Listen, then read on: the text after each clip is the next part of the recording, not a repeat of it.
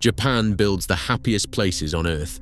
Cherry blossoms over the carousel, mascots waving at the gate, music that follows you down Main Street. But some of Japan's theme parks closed because somebody never made it home. A 13-year-old boy strangled by his own scarf at full speed on a children's go-kart track.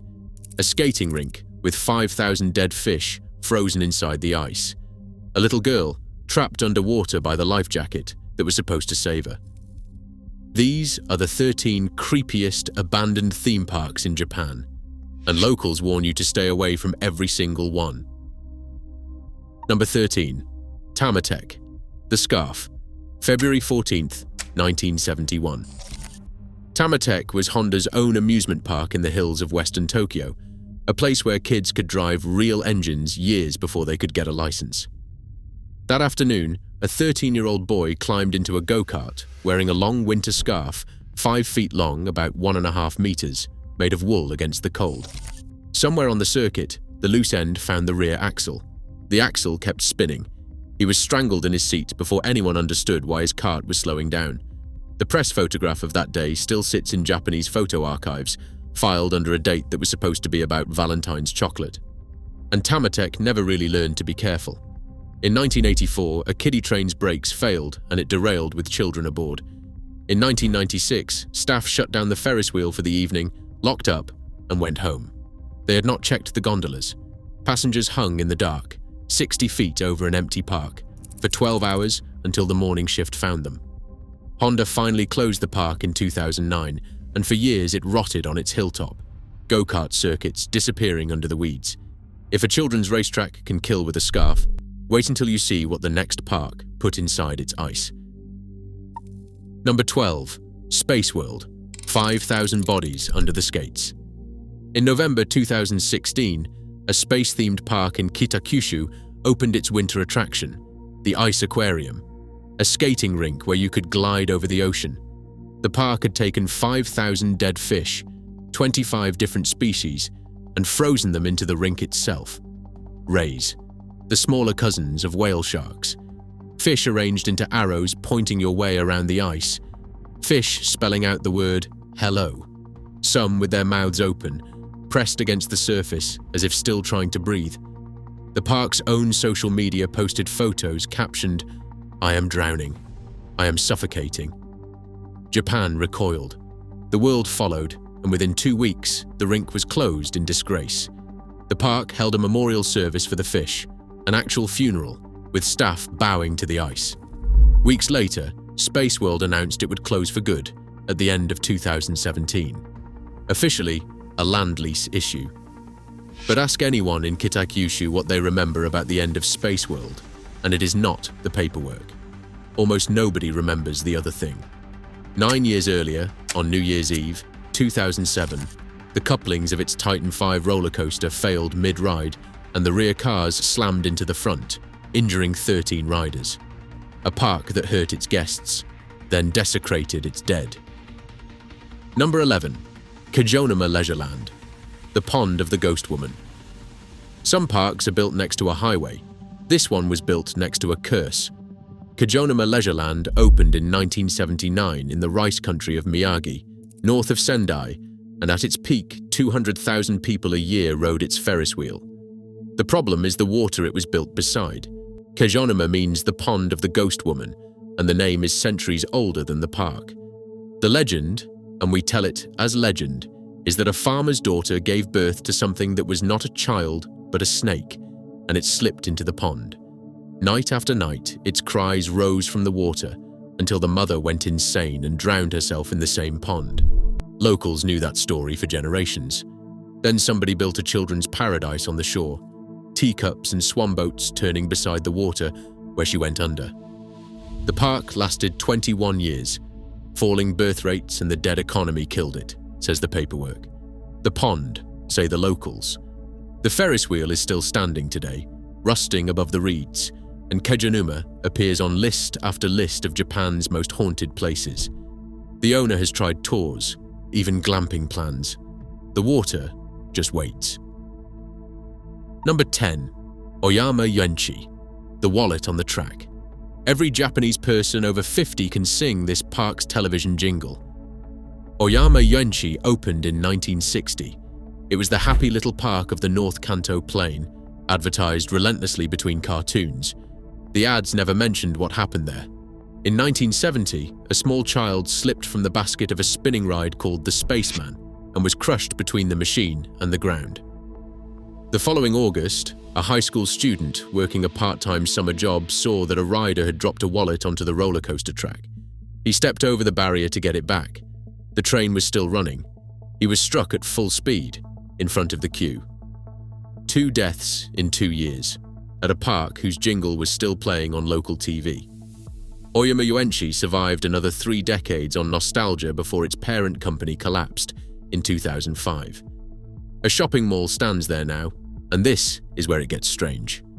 The mall is a registered entry on Japan's haunted location lists because shoppers and night staff keep reporting the same thing. Ride sounds, carnival music, faint, late, from a park that has not existed for 20 years. That is folklore, and we label it as folklore. The 2 dead are not. Number 9. Western Village. The cowboys are still watching. You might remember Kinugawa Onsen from our video about Japan's creepiest hotels, the valley where an entire resort strip died. The valley has a theme park too. Western Village was a Wild West town in the Takigi Mountains, a saloon, a jail, a shooting gallery, and a cast of life-sized animatronic cowboys, including a robot, John Wayne. In 1995, the owners spent 2.6 billion yen, around $20 million, building a 1/3 scale replica of Mount Rushmore. 4 American presidents, 10 stories tall, staring out over rural Japan. In December 2006, the park announced a temporary closure for maintenance. "See you in spring," the sign said. But court records show the creditors had already filed to seize the land 3 months earlier. There was never going to be a spring. The gates simply never reopened, and everything stayed where it stood. 20 years of thieves and vandals have stripped the copper and smashed the faces. What remains is the most unsettling place in the valley. Headless cowboys slumped at poker tables, wiring spilling from their necks, a robot sheriff staring at a wall, and 4 cracked presidents watching the forest take their park back. The police use the grounds for training now. The cowboys stay at their posts. Number 8. Yokohama Dreamland, the train that hangs over the street. This entry is about the disaster that almost happened. Yokohama Dreamland opened in 1964, and its pride was a futuristic monorail connecting the park to the train station, sleek cars gliding on concrete beams above the houses. It ran for 15 months. Then inspectors found cracks spreading through the beams. The trains were heavier than the design allowed, the grades steeper than the engineers had approved, and the whole elevated line was quietly failing over the streets and gardens of a Yokohama suburb. It was shut down in September 1967, before a beam let go with a train full of families on it. And then, nothing. Lawsuits, rebuild plans, 3 decades of paralysis, while the dead monorail just hung there. Children grew up, went to school, got married, all under a cracked concrete line that no train had crossed in 35 years. The park itself died in 2002. Ask older residents what they remember, and many say the same thing. You stopped seeing it after a while. A ghost train above the street, hiding in plain sight. The scariest detail of Yokohama Dreamland is not that it failed. It is how close it came to failing with passengers aboard, and how casually everyone learned to live beneath the evidence. Number 7. Nara Dreamland, the park that hunted its visitors. Its older sister almost dropped a train on a neighborhood. Nara Dreamland did something stranger. It spent 10 years hunting the people who came to see it. Opened in 1961 as a shameless copy of Disneyland Castle and All, it died in 2006 when the real Disney and Universal parks finally crushed it. The owner stopped paying property taxes, and the city of Nara seized the park. Then came the part nobody expected.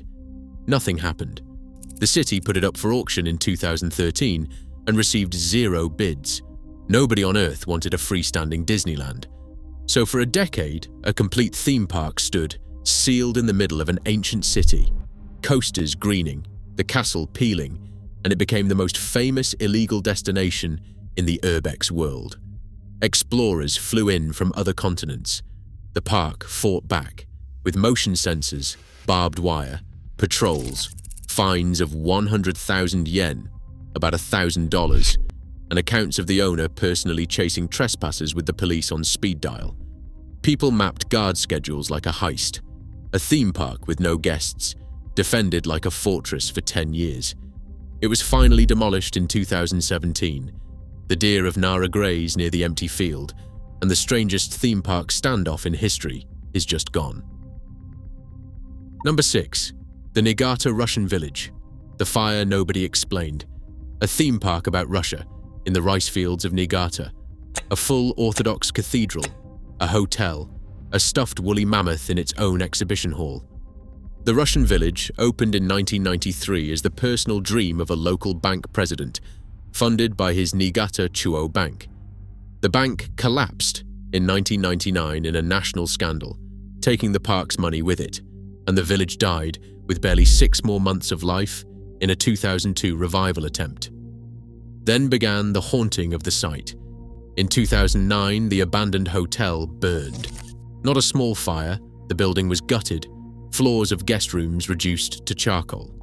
To this day, no official cause has ever been published. Explorers assume arson, and we label that as an assumption.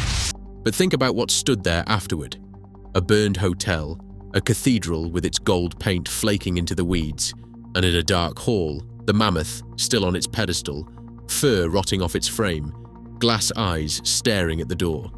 The bank president's dream, reduced to a crime scene nobody investigated on the evening news. Hold on to that bank's name.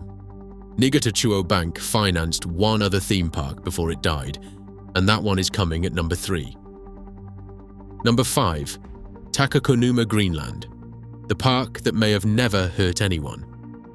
Here is Japan's most famous amusement park ghost story, and the truth is stranger than the legend. Takakonuma Greenland opened in 1973 on a foggy hilltop in Fukushima Prefecture. It closed barely 2 years later. Why? The internet will tell you, because people died on the rides. The park reopened in 1982, ran quietly, and closed for good in 1999. And when urban explorers found it years later, their photos broke the internet's brain. A rusted Ferris wheel rising out of hill fog, a coaster track vanishing into white. The park was so hard to find that for years people claimed it had been deliberately wiped from maps. The deaths became gospel, repeated in creepypasta and 1,000 videos. So we went looking for them. What we found was nothing. No newspaper reports, no victims' names, no accident records at all. Either the deaths never happened and the world built a haunted park out of pure fog, or they happened and left no trace in any archive. Decide for yourself which of those is creepier. You cannot check anymore. The park was demolished in 2007 before the Fukushima disaster put the whole region on the map for darker reasons, and the haunted hilltop is now a solar farm. The fog still comes in every morning. Number 4. Takarazuka Familyland, Children's Day. This was one of the oldest amusement parks in Japan, with roots going back to 1911, run by a railway company in the elegant little city of Takarazuka near Osaka. Generations grew up there. 2 children did not. On June 1st, 1973, a 3-year-old girl wandered to the courtyard fountain while her parents shopped, leaned over the pond, and drowned in water shallow enough to stand in. 11 years later, on May 5th, 1984. In Japan, May 5th is Kodomo no Hai, Children's Day, a national holiday for celebrating children when parks are at their fullest. A small boy climbed out of a stopped ride onto the inspection walkway. The ride restarted with him outside the car. He tried to climb back in, lost his grip, and fell. He did not survive. A child killed by an amusement park on the one day of the year dedicated to children. The park itself lasted until 2003, when Universal Studios Japan finally drained its crowds away, and the site is unrecognizable today. But remember that date, May 5th, Children's Day. Because at number 1, it comes back, and the second time is worse. Number 3. Gulliver's Kingdom, The Wrong Neighbors. In 1997, someone built a children's theme park in what many locals called the single most cursed location in Japan. Gulliver's Kingdom sat at the foot of Mount Fuji.